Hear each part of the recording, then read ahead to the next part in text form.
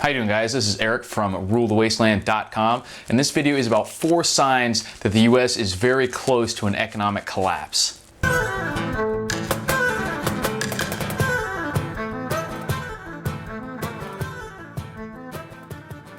So while obviously there are a lot of signs of a global economic reset, global economic collapse, the stuff that I'm focusing on in this video specifically relates to the US. It also applies somewhat to other countries because everything's interrelated in the global economy today, but I'm going to focus specifically on the US. One of the things that we're starting to see is the break between paper gold and physical gold, at least in terms of the premium that you have to pay over spot for physical gold and silver. There's been a huge demand for physical gold and silver, especially sovereign mint coinage from the US, the Canadian, and the Australian mints. And while the spot price continues to stay lower than it's been in years, we can see a divergence in the physical markets where the stuff's being bought up hand over fist. The mints are selling record amounts of eagles and maples and the Australian coins, and the premium is now like $5 or $6 per coin over spot, which shows you that the price of gold and silver is not necessarily what it is on the exchanges or the markets for the paper, just representation of these actual assets. The Australian Mint actually just came out with a new coin. I think it was called the Kangaroo, with an unlimited mintage, and they've already sold like 3.9 or 4 million of these coins. And you can check on any of the websites that sell just to see how high the premiums have gotten. You can check on eBay. And while at this point there's still not a shortage in the sense that the retail level buyer like me or you, we could still go get as much as we wanted to spend in gold and silver for the most part. You may not be able to get it in the exact coins that you want. Like you may not be able to go buy $10,000 worth of silver eagles without spending $6 or $7 over spot. But if you wanted to spend the premium, or if you just want gold and silver in terms of other bars and rounds, it's still available. And that is one of the things that I think is going to be changing in the near future, is that right now you're just paying a premium to get the sovereign coins, the US government mint and the government mints from other countries. But right now you can still get just regular bars, regular rounds for only slightly over the spot price. It's still going to be a premium and higher than it's been in the past, but it's not going to be outrageous, and you can still get basically as much as the average person would be able to get. That is probably going to change soon. So if you have the ability to get gold and silver, other precious metals, I would take advantage of that now. The fact that you still can get it in what's small quantities, relatively speaking, on the world market, but would be huge quantities for an individual person. So like I was saying, if you had $50,000 that you wanted to spend on gold and silver, you would still be able to buy that much right now. It just might not be in the exact pieces that you wanted if you wanted all eagles or all maples or something like that. But at this point, there is still the option for average people to convert their fiat into physical. So I would take advantage of that if I were you, because it probably won't last much longer. So the US labor force participation rates have been decreasing steadily, showing that the amount of people that are actually participating in the labor markets or by having jobs is becoming increasingly lower. But that's also not even the it's kind of deceptive in the way that they present that, because the labor force itself has been growing very, very small. They continue to take people out of the labor force, and even though they're adults who would get a job who would take a job if you walked up to them and said, "Hey, I have a job for you. You can come start work right now." But just because they're not out there knocking on doors every single day because they've basically given up because it's so hard to find a job, they're considered not to be in the labor force. So they don't even count these people as being unemployed. And the number of people that are not in the labor force is enormous. It's basically bigger than ever. Something like 94 million people are considered to be not in the labor force, even though most of them would take jobs if they were easily available. They're not going to be mailing, they're past the point where they're mailing out 10, 20 resumes a week, and they've basically given up, not on needing a job, just on trying actively to find it every day, so that they're considered not to be in the labor force. And they use that fact to skew the numbers, to kind of gloss over how bad the situation really is. So the fact that there's 94 million people out there who could work and just aren't working is a bad sign. Out of a population of 325 million roughly that's in the US right now, that's a big problem, especially when you consider that a lot of the people that are working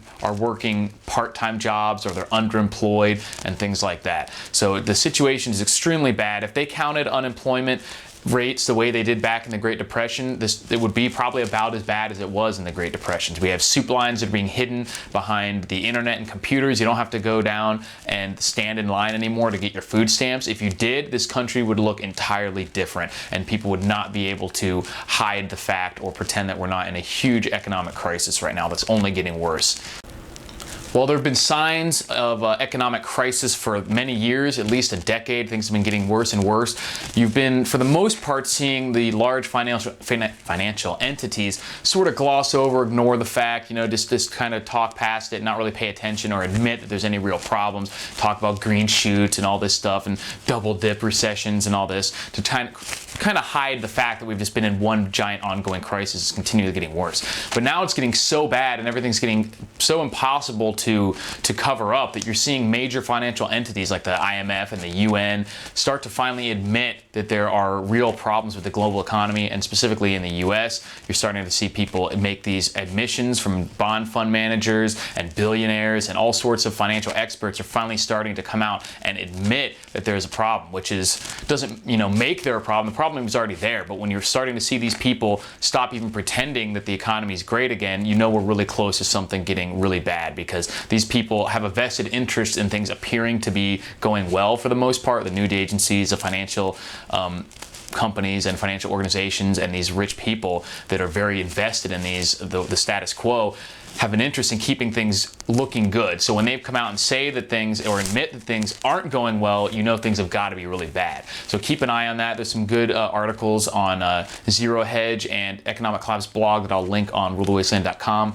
that shows how many of these entities are coming out and finally admitting that things are going badly. And that's not a good sign for the global or U.S. economies.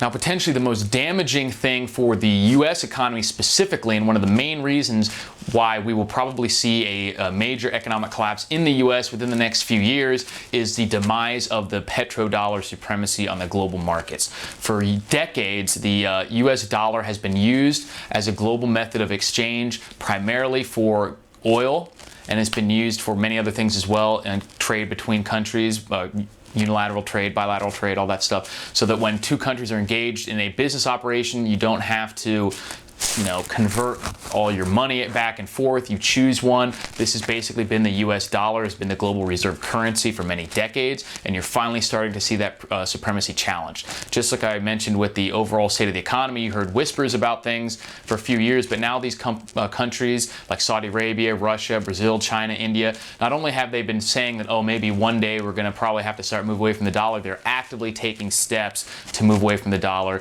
They're ditching all sorts of financial instruments for the U.S. government, like government bonds and things like that they're starting to dump, and they're starting to move into bilateral trade with each other. So like China and Russia and things like that are trading between each other directly without using the dollar. That's becoming increasingly more common. We're seeing the Chinese yuan trying to rise up as being a currency for international trade, and the Wealth Watchman had an interesting video about how quickly that's happening even recently, where I think he said that traditionally speaking, for years and years and years, there was something like 12 banks that were clearing trades done in the yuan. So it was very expensive and very problematic for someone to make an international trade in the yuan. It was basically just no reason to do it. But from anywhere from 12 banks to this year, the yuan now represents like 3% of all international transactions between countries, which is a huge increase. And you may think that 3% doesn't sound like a lot, but it's a massive increase. And if the percent increase continues, then the yuan will take up a huge amount of global trade in the near future, because even though that 3% isn't much now, it was like 2.5% a mere few months ago. So we saw like a 25% increase in the amount of international trade done in the yuan, or transactions that are using the yuan, over just the past few months alone.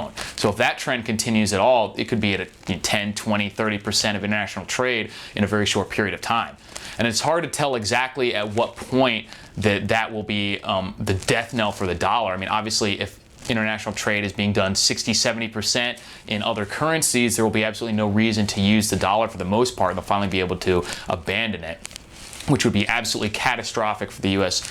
economy, because basically the only thing that the U.S. economy produces in any significant amount is U.S. dollars. We're exporting U.S. dollars and importing real goods. So when other countries decide that they don't need the U.S. dollars anymore, they're not going to take them, and they'll be basically worthless at that point. So that is the most severe sign of an impending economic collapse for the United States, is the demise of the petrodollar on a worldwide scale. So keep an eye on all that stuff. As usual, the links will be at rulethewasteland.com to some of the articles referencing the points that I've mentioned. Keep an eye out. Let me know what you guys think about these points, and I'll talk to you guys later.